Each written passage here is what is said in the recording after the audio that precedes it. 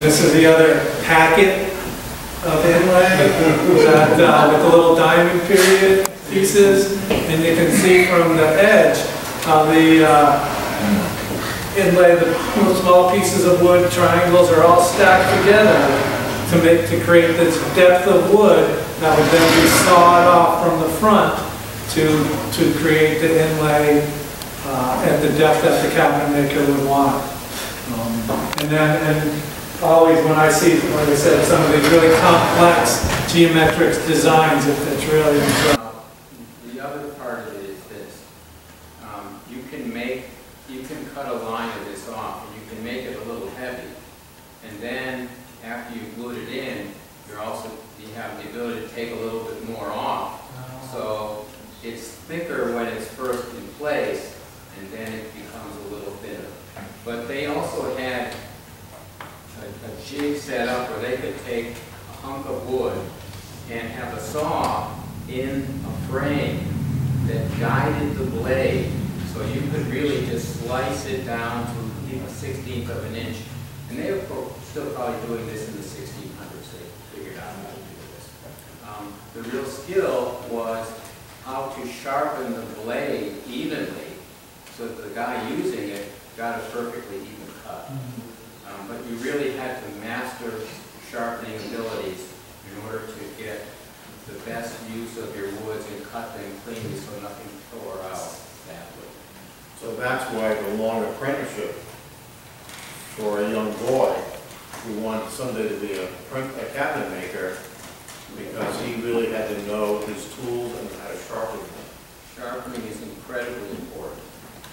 Our saying is your tool is only as good as its cutting edge. And that's true then and it is now. So this is what we call icicle inlay.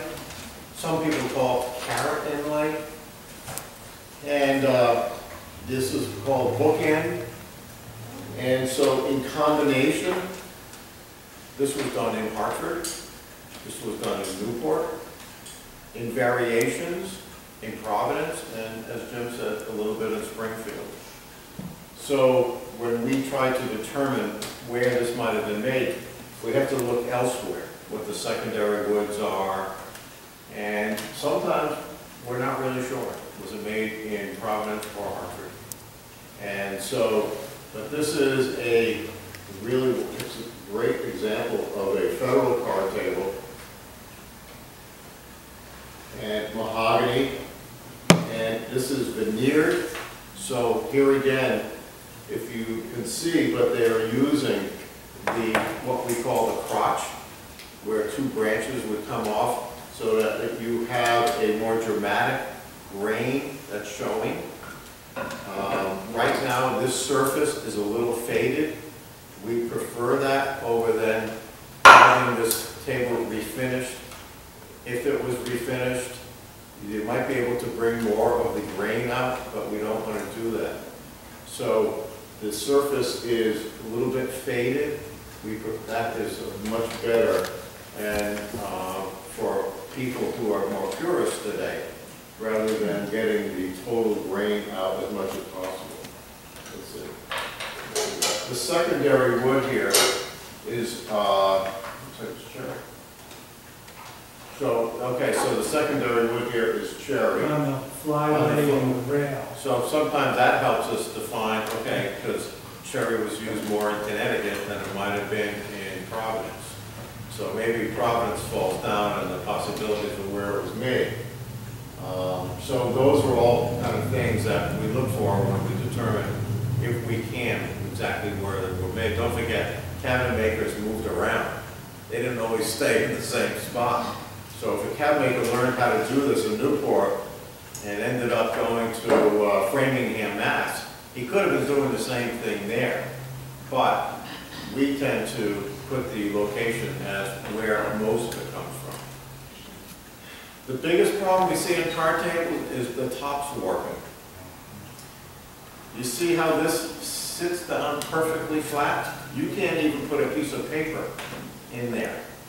Because what happens is this piece right here, the flyleaf, is not attached to anything. It's free, and wood, as wood expands and contracts, it has the potential of lifting, and we call that a smiling card table. But it's virtually impossible to sell a smiling card table with a big smile. So when we look to acquire, if we found a card table, the first thing we look at is the form, but is it smiling? Because sometimes they're veneered and sometimes they're solid.